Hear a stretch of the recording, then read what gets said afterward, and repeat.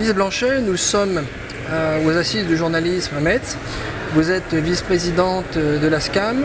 Vous venez de faire une grande enquête sur les conditions de travail et les conditions de rémunération des journalistes. Quels en sont les principaux enseignements ? Alors, déjà vous dire que la SCAM, c'est la Société civile des auteurs multimédia, que c'est une société de gestion des droits d'auteur et que nous avons donc à notre catalogue plus de 34 000 auteurs de documentaires, reportages, magazines, webdoc, radio, dessins animés, de journalisme. Et donc ces auteurs sont à la SCAM et la SCAM donc reverse des droits d'auteur à tous ces gens. Donc ça c'est pour la SCAM. Et au sein de la SCAM, il y a beaucoup de journalistes.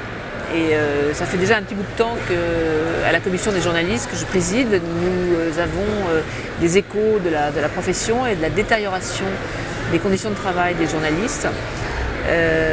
Et donc on a eu l'idée de faire un questionnaire qui s'appelle « De quoi vivent les journalistes ?» pour avoir pour en avoir le cœur net. Qu'est-ce qui ne va pas dans la profession ? Qu'est-ce qui est en train de changer ?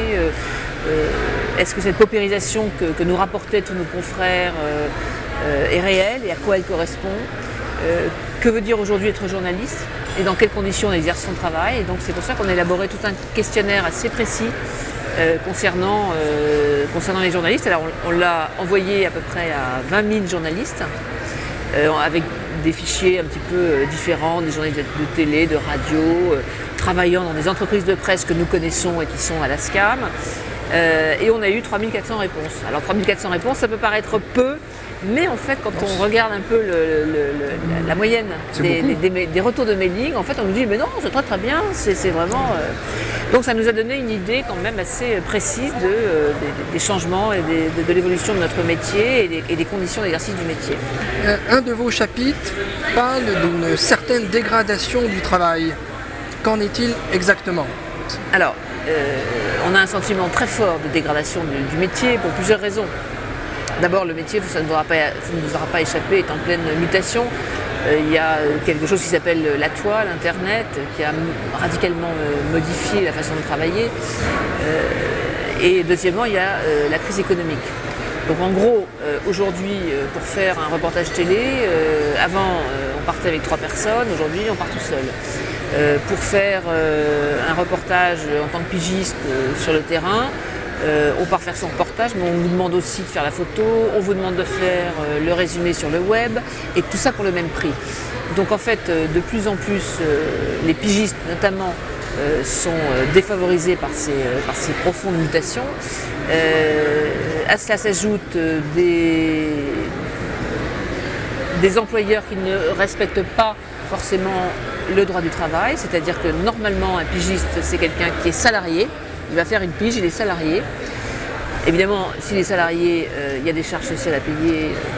Et on constate à travers ce questionnaire que de plus en plus de pigistes sont obligés, pour être payés, de se mettre en statut d'auto-entrepreneur ou alors ils sont payés en droit d'auteur.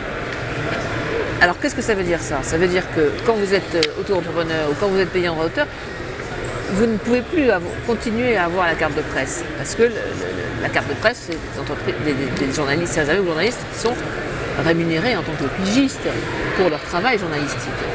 Donc alors ça induit beaucoup de choses, si vous voulez, sur l'exercice du métier, quoi, parce qu'il y a des gens qui ont absolument besoin de cette carte de presse, qui ne l'ont plus, alors qu'ils sont toujours journalistes, évidemment. Leur métier, c'est d'être journaliste, mais ils n'ont plus la carte professionnelle. Ensuite, ils gagnent beaucoup moins d'argent. Alors, ils gagnent beaucoup moins d'argent parce que les piges sont moins bien payées. Alors, qu'est-ce qu'il faut faire ? Bon, ils ont d'autres activités à côté. Et on constate de plus en plus aujourd'hui que les journalistes à la pige ne peuvent plus vivre de leur pige. Donc ils sont obligés d'avoir un autre métier ou de faire de la communication, parce que ça n'est plus possible de les vivre. En revanche, on a constaté aussi que les journalistes, par exemple, permanents de France Télévisions étaient plutôt protégés, bien assurés, bien couverts. Les photographes, c'est assez catastrophique, les photographes. On s'est rendu compte, par exemple, qu'un photographe de guerre sur 4 n'était pas assuré quand il partait en reportage. C'est quand même... c'est terrible, quoi. Et des zones de conflit, malheureusement, il y en a de plus en plus. Donc voilà, c'est ce genre de choses dont on s'est rendu compte et qui nous font dire aujourd'hui que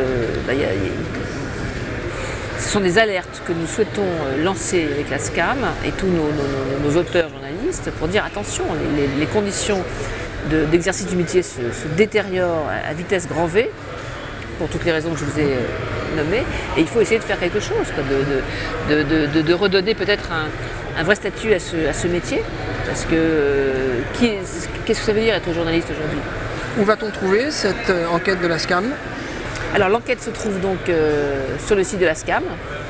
Eh bien, Lise Blanchet, je vous remercie pour cette alerte. Merci à vous.